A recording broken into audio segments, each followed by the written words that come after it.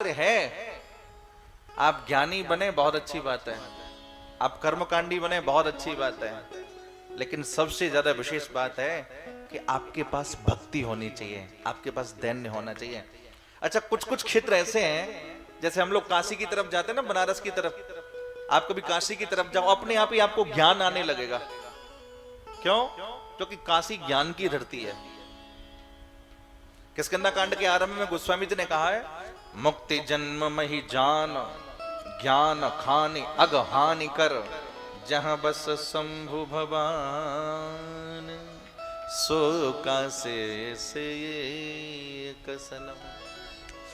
तो ज्ञान की धरती है काशी।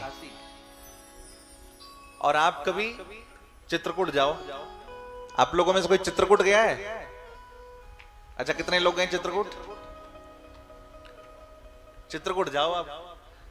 अच्छा, अयोध्या कौन कौन गया है? मंदिर बनने के बाद कितने लोग गए?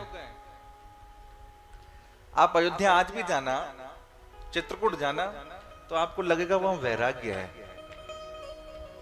अयोध्या वैराग्य की भूमि है, चित्रकूट वैराग्य की भूमि है, काशी ज्ञान की भूमि है, वृंदावन प्रेम की भूमि है। लेकिन मैं अपने मन की बात आपको कहूं, जब जब मैं पंजाब में कथा करने आता हूं तो मुझे पंजाबी भक्तों को देख करके लगता है कि पंजाब की धरती भक्ति की भूमि है। सच्ची बात बोल रहा हूं। प्राय आप देखेंगे यहां हर गांव के अंदर, हर शहर के अंदर खूब मंदिर बने होते हैं, खूब पूजा पाठ लोग करते हैं। आपको सुबह सुबह सूर्य भगवान को जल देते हुए नजर आएंगे, मंदिर में जाते हुए नजर आएंगे, महादेव पर अभिषेक करते हुए नजर आएंगे। पंजाब में बहुत सारे क्षेत्रों में तो लोग करते हैं पर उनका जरा पता नहीं चलता, पर पंजाब में खूब। आपके पास ज्ञान हो बहुत अच्छी बात है, नहीं है तो कोई बात नहीं।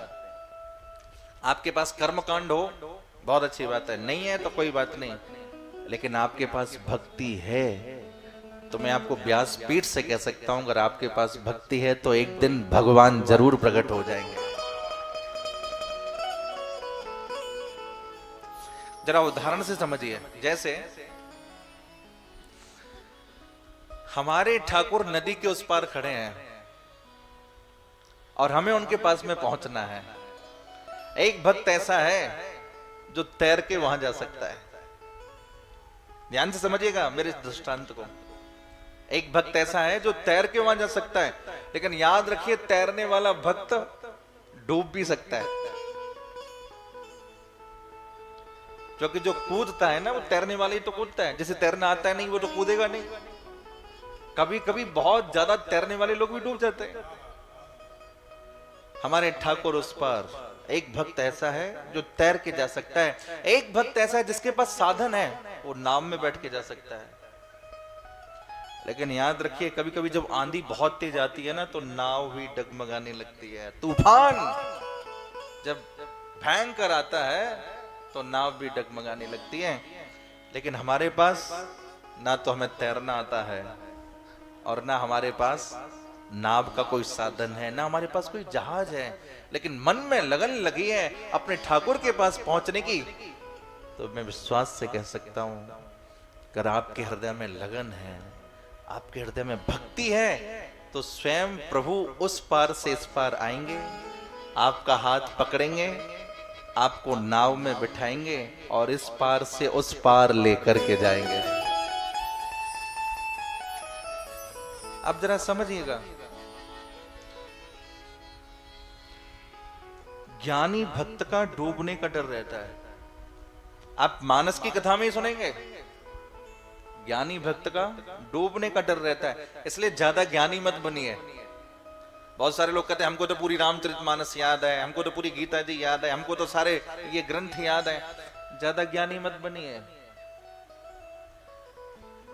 कर्मकांड करना चाहिए, अनुष्ठान करनी चाहिए, लेकिन कभी कभी कर्मकांड अनुष्ठान में भी दोष हो जाता है। नियम है कर्मकांड का, जरा सा कोई अपराध हुआ तो उसका जो फल मिलना चाहिए वो मिल नहीं पाता। आप पूजा कर रहे हैं, हमारे यहाँ परंपरा है, अगर पूजा करते समय आपने हाथ में मुद्री नहीं पहनी, मुद्री माने अंगूठी, तो आपको आपका किया कराया पाठ सारा बेकार हो जाता है। इसलिए ब्राह्मण लोग अगर आपके पास सोने की अंगूठी नहीं है तो फिर वो अपनी बना करके आपको देते हैं, कुसागी। अगर आप पाठ कर रहे हैं, अनुष्ठान कर रहे हैं, आपने अपने अनुष्ठान करने के बाद आसन के नीचे जल नहीं छोड़ा और आप आसन से खड़े हो गए तो आपके सारे पुण्य को देवराज इंद्र ले जाते हैं। कर्मकांड है। तो क्या विधि है और क्या निषेध है? मैं कहता हूं मां, ना कर्म कांड के चक्कर में पड़ो, ना ज्यादा ज्ञान के चक्कर में पड़ो। अगर पढ़ना है तो मेरे ठाकुर की भक्ति के चक्कर में पड़ो भैया। ये सीधा है, सीधा साधन है।